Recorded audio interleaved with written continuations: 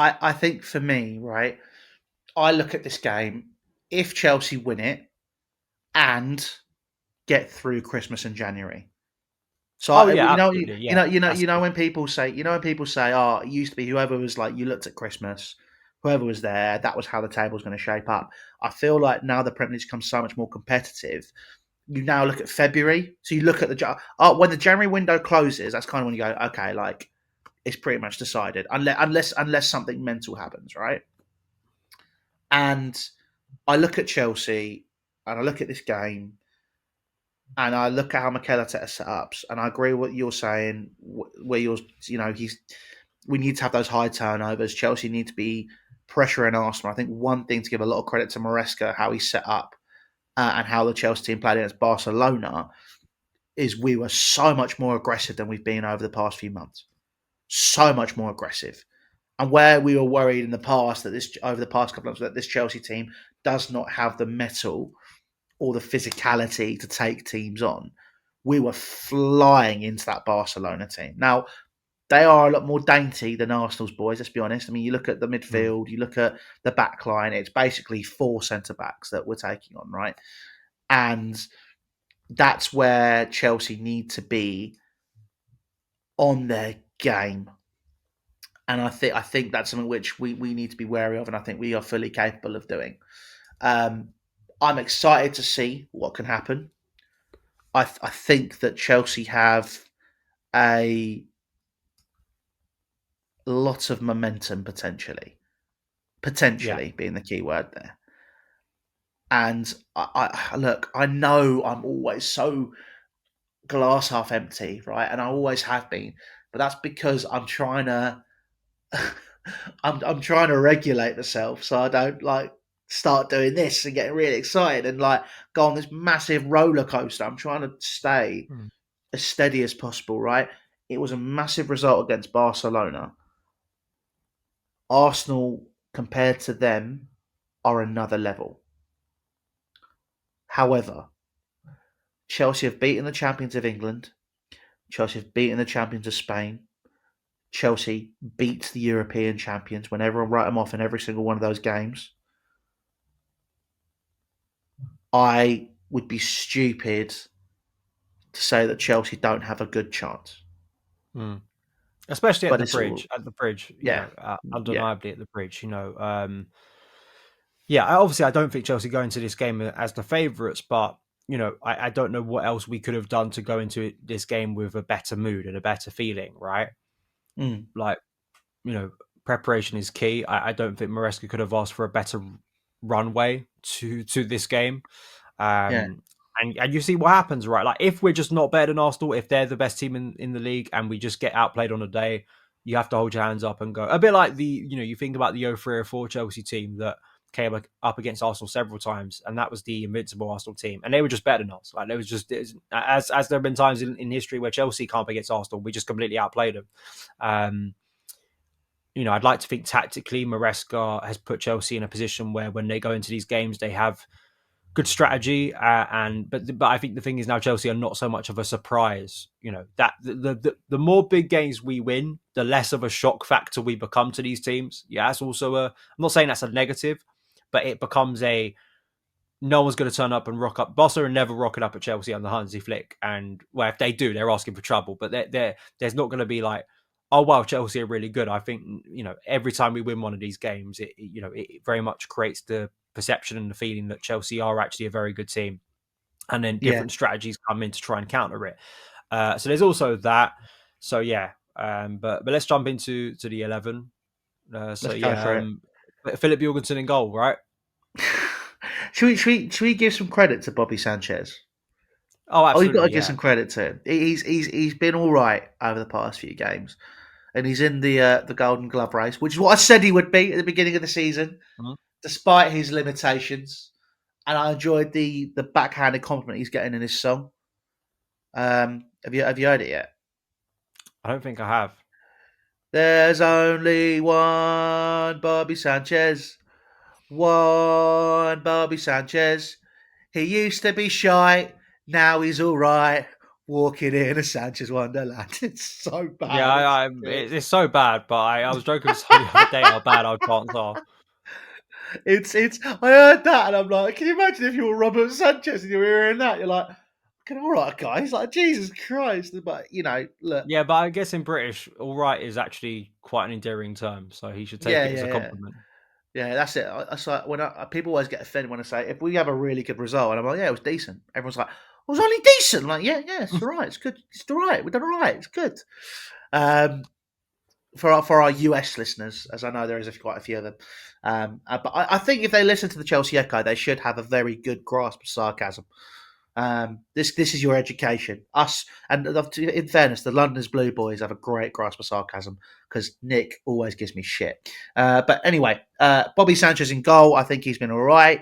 Um, he still shouldn't be Chelsea's number one for the long term, but he's doing okay. Um, left back is the best left back in the world, who pocketed some teenagers. Supposed to be a really really good player in Cucurella. Um, do you know? To be honest, I'd go with the same team as Barcelona. Well, I don't know why I'm doing the 11 because that's Mm, literally that. I'd go with the same team.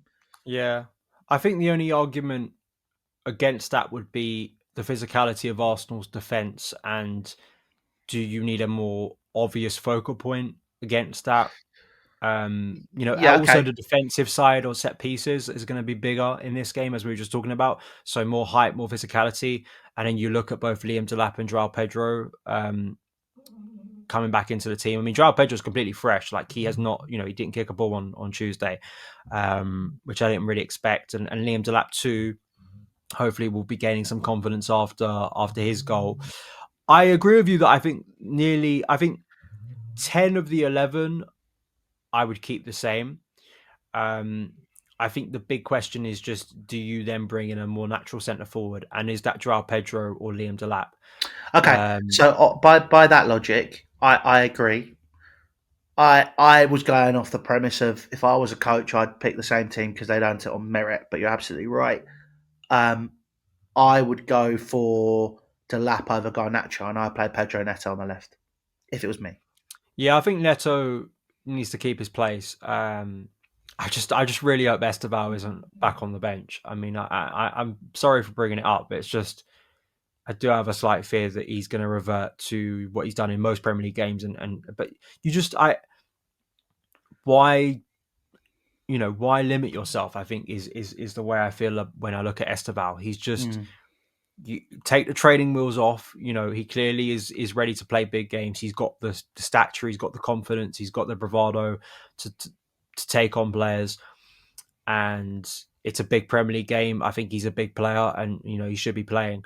The rest of the team functions so wonderfully that I agree that I think the only question mark would be that Gusto came off at half time, didn't he, with some sort of knock. Yeah, yeah. And Off the we're base. recording this before Maresca's press conference, so we don't know Yeah, if he hasn't made it or not. But I have to say, I thought Andre Santos played as effective a role in kind of that hybrid right back slash right central midfield role.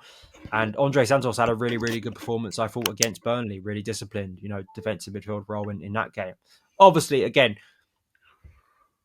it goes without saying, but it is a very, very different type of game. But I think that Andre Santos has probably put himself closer to a starting spot in the past few days. So yeah.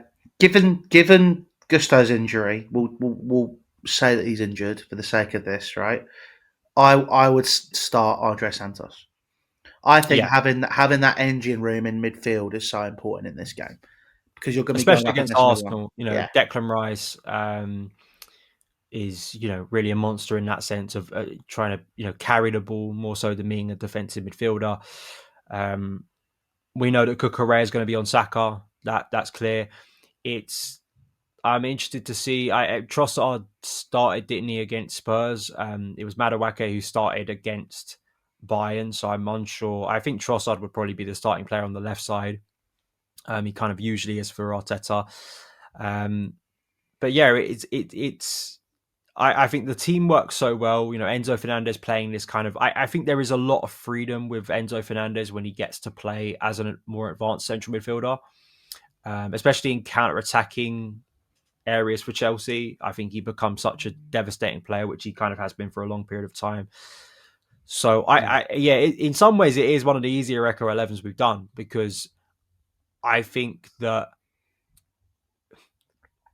I still think that I prefer a natural centre forward again, just for those set piece and physical reasons. And it's a different type of game. I don't think you don't have Arsenal are not playing on the halfway line, so the strategy of Chelsea getting around Arsenal is not just going to be pumping the ball forward, and there's going to be bundles of space for a really mobile front three to run into. I think it's going to be a lot more about Arsenal being a bit more reserved in periods of the game. You're going to have to be a lot more intelligent in the way you're going to try and break them down. So I think it's imperative then that you don't have effectively a situation where Neto is your centre forward and he gets bossed out the game, because then Arsenal find it very easy to control the tempo of yeah, things. absolutely, absolutely. So I mean, we will go through the Echo 11 then, for the sake of the listeners who are unsure of what we're going with. But this is your team, or mine and Dan's team, to face Arsenal on Sunday. Robert Sanchez in goal. Cucurella at left back. Right back, you have Reece James. Your two central defenders are Trev and Wesley Fofana. In your midfield three, you have Moises Caicedo, Enzo Fernandez, and Andre Santos. And your front three is Pedro Neto on the left, Liam Delap up front, and on the right hand side, it is Esteval Willian. But that has been your preview for Chelsea versus Arsenal, the big game on Sunday. Can Chelsea potentially look to become a bit more than the little horses? If you enjoyed the video, please make sure you do drop a subscribe if you're watching on YouTube. If you are listening on Spotify or on Apple, tell people about the pod and please give us a 5-star review. It really does help us. But I have been Louis, I've been Dan. and this has been the Chelsea Echo. We'll see you later.